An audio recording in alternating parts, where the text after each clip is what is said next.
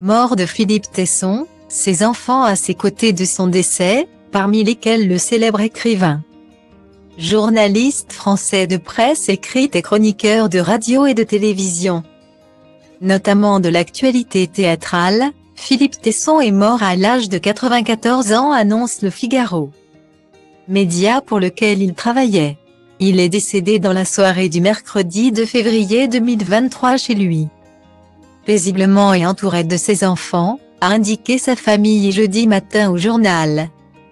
Fondateur en 1974 du Quotidien de Paris, il était propriétaire de la maison d'édition L'Avant-Scène Théâtre et de sa revue du même nom, ainsi que du théâtre de poche Montparnasse à Paris. Époux de Marie-Claude Tesson-Millet, 1942-2014.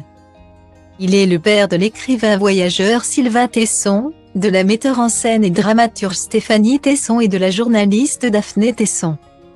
Le Figaro, très ému par la disparition de Philippe Tesson, revient sur le riche parcours de ce passionné de théâtre.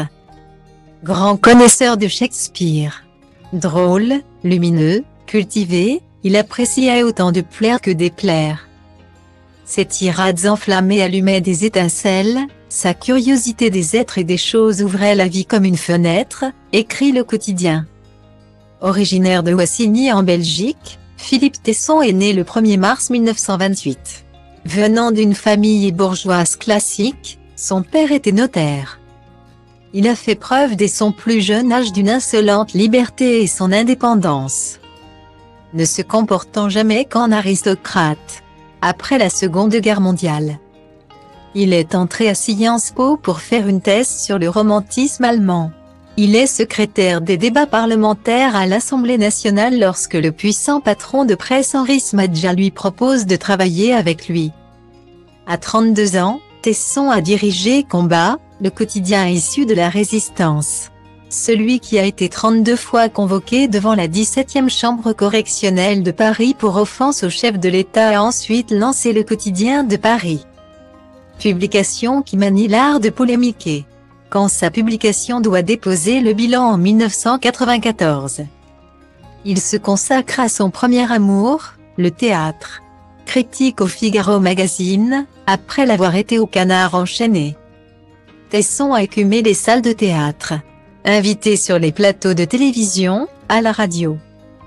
Il prit l'habitude de faire le spectacle, débordant sur le terrain politique et celui des idées, notamment par ses propos sur Dieudonné. Le Figaro se souvient aussi des drames qui ont marqué son existence, dans la nuit du 7 mai 2014.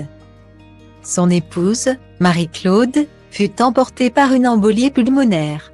L'été suivant, Sylvain frôlait la mort à Annecy en tombant d'un toit. En janvier dernier, hospitalisé. Émergeant d'une réanimation dont ses proches pensaient qu'il ne reviendrait pas.